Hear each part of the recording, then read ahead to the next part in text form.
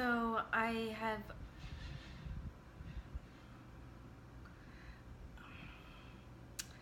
honestly, it's just like a little awkward to talk about because normally I'm a really private person, so I don't like to share things, and I don't use Facebook, or I don't like put half naked pictures of me on Instagram. But I really have something on my heart to give, and I think that by sharing it, it can bring people together because our world is in a really sad place right now, and I think that what's going on with the world right now is devastating and tragic. And I think one of the worst problems, in addition to the obvious lack of economic resources for a vast majority of the people in the world and people that have an excess of resources, is the degeneration of the family. And I think a lot of this is from things that are happening in our society, and that the laws and the legal system are not helping bring together the family, and that they are just basically like waging this war on the family unit and breaking it apart, and the little children, they're just left on the wayside. And I think that's a big reason why so many children are having mental health issues and shooting up a school and just like falling apart, because the family unit it's lost its values. We've become peer oriented. We do not look to our family unit, and I'm really lucky because I have a really strong family unit. Even if maybe don't talk to my brothers as often as I would like, or have as close a relationship with some other people, the family unit is still intact, and that's kept intact by my parents.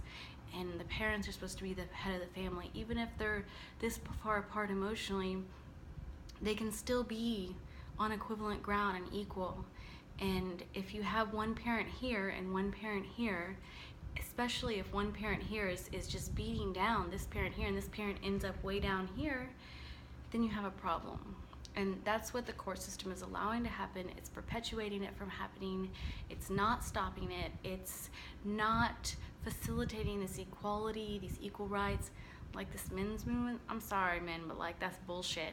Like, it's one thing to have 50-50, but like these laws were put in place to like prevent women from going into poverty, from going into for not being able to raise their children, and it's for the benefit of your children. The idea that you don't want to pay child support because the woman's gonna spend it on her lipstick, on her hair, or whatever, like, please. I'm sorry, but that's just usually not what's happening. I guarantee you, all mothers put their children first. Even the selfish ones will still put their children first, and the majority of mothers put their children first. They will feed and clothe and take good care of their children before they go do something for themselves. And I guarantee you, most women, anything that they spend or buy on themselves, they would have been able to buy it without you or have it without you. And guess what? If you're helping put food on her table, more power to you, and you should be doing that, because she is spending the time taking care of your child, which is far more valuable and far more work than going out and getting even a minimum wage job or a basic college educated job.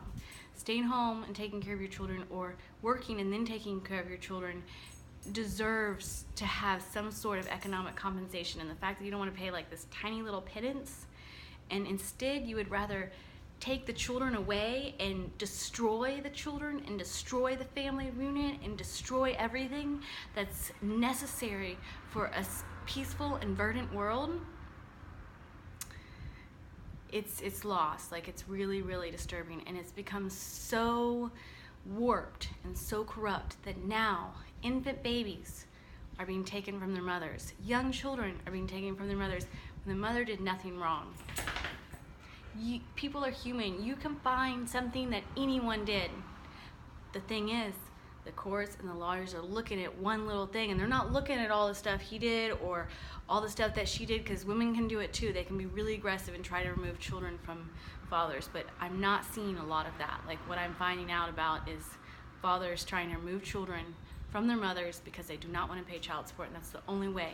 They found a loophole in the law, and they became the asshole and decided to just like use that loophole and go right through it, and it's contributing to the wasting of society. In June 2017, they passed a law that was allowed 50-50 of both parents. Sounds great, right? I mean, I'm for it. I'm like, when he's 12, sure, 50-50. Maybe when he's 6 or 7 or 8, sure, 50-50. But that's not what's happening. It's not how it's being enacted.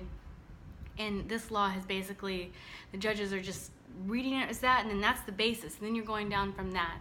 And anything someone does, just taking children out of mothers' homes on ex parte orders, which by the way means an order where the mother did not have a chance to come to court and defend herself, just on some made up, trumped up charges, most often, I guarantee you, the result of setting someone up.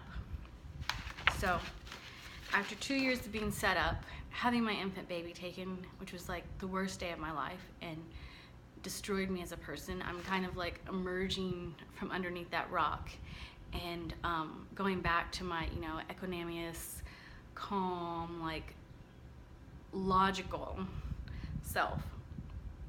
And I just think back to the past and I'm like, oh my God, like I just let that happen, or I tried to fight back. I couldn't even get a lawyer to represent me. I remember the day this happened, mother's intuition, something bad's happening. Someone is plotting something and you don't know what.